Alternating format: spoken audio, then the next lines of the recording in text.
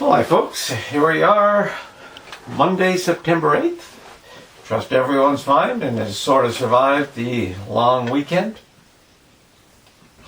See if we slowly get back to normal, if there is such a thing.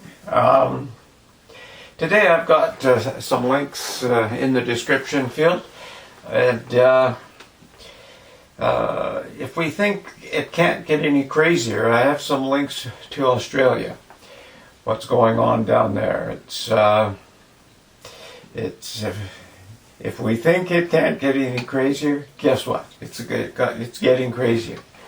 I see Daniel Andrews has joined the ranks of the nincompoop premiers, mayors, whatever you want to call them, governors.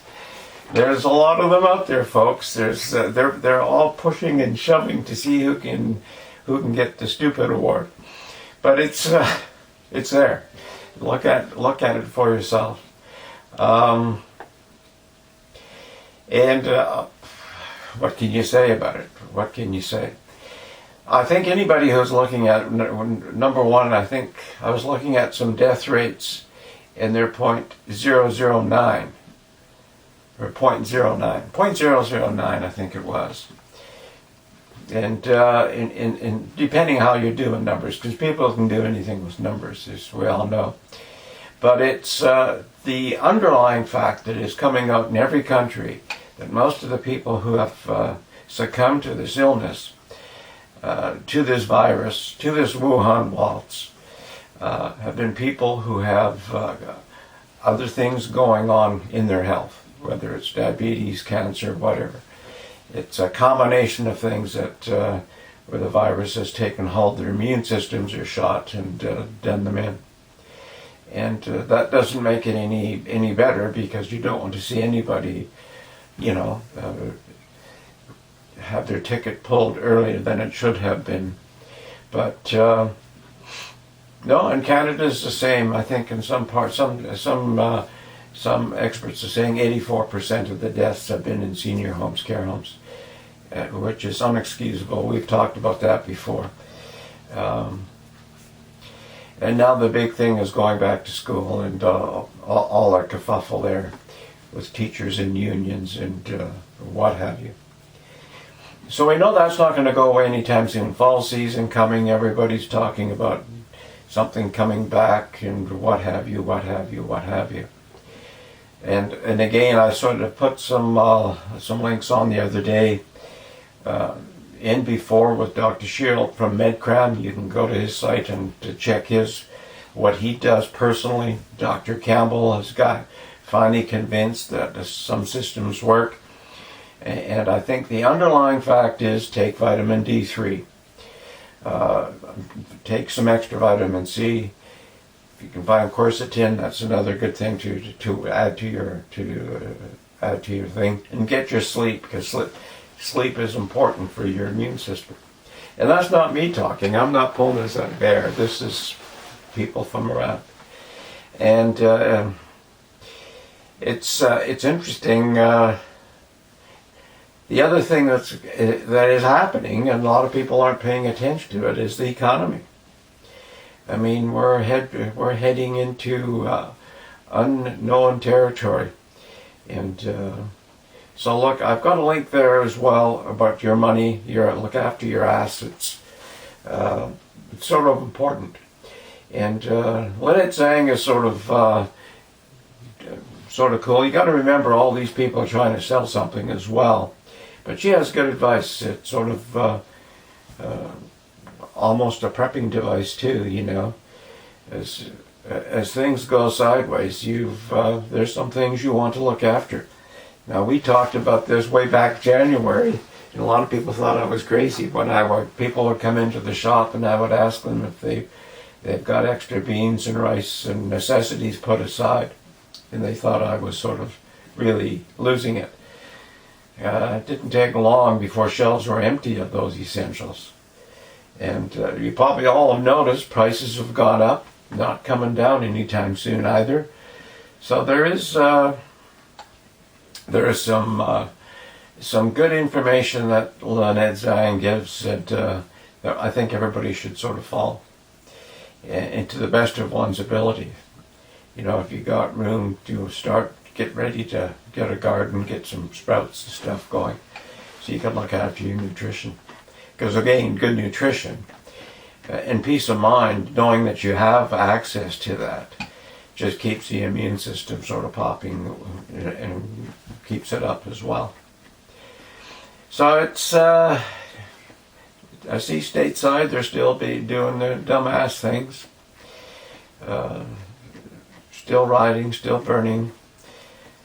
Yeah, and it's interesting, we're seeing young people from wealthy families screaming, carrying signs that death to America. Death to America. Sad. I think a group of young people created $100,000 worth of damage in New York in their rampage. And as we look at all this, you look at those links from Australia, maybe is that why they're so proactive? Because you would think unless they're vying for the stupid prize when it comes to dealing with people, vying with China, Hong Kong, North Korea, some of these countries where you expect people to be treated that way. Who knows? But maybe Australia is trying to prevent the craziness from happening down there that's happening stateside. And that it has happened here as well. Having set fire to buildings with statues pulled over and that sort of thing.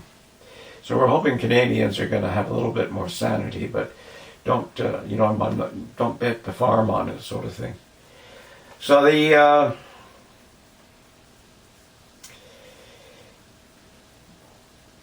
we're still waiting September 23rd, our budget, to see which way we're headed.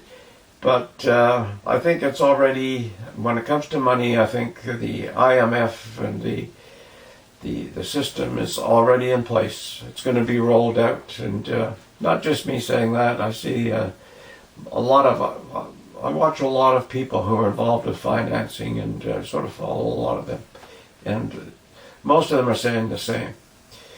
And again, you've got to, in talking to people about finance, no different than talking to politicians. There's a lot of bullshitters out there, people trying to sell you a book or something. So you got to weed through a lot of crap to get to some real meat of things.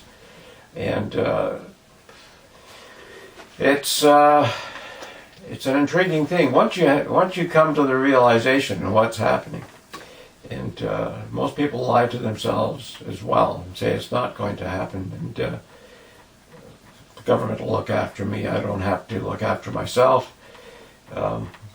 As one lady once said years ago when we were talking about earthquake preparedness, said, I don't have to do anything like that. She said, I know where everybody's kitchens are.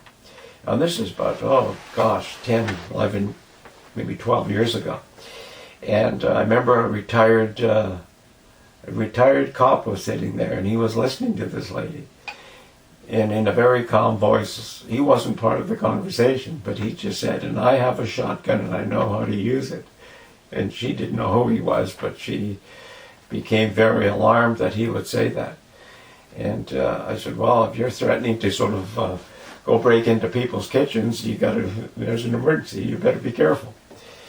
So don't leave yourself at that point that's what you have to do, is go breaking into other people's kitchens. Make sure you look after yourself and your family, and get together with your neighbors, your cool neighbors, because hopefully you know who's living next door and whatever.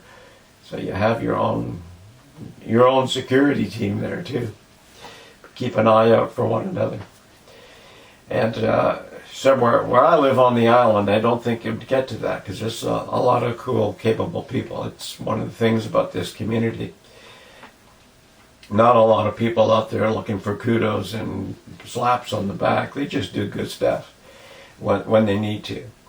And keep an eye out. And not that we don't have assholes here, we do. Yeah, but it's a small enough place, everybody knows who the assholes are, sort of thing. And talking about assholes, protect your assets. Watch Lynette saying. And take care. Have a wonderful day if you so desire. Have a wild time in a positive sense. Bye for now. We'll see you tomorrow.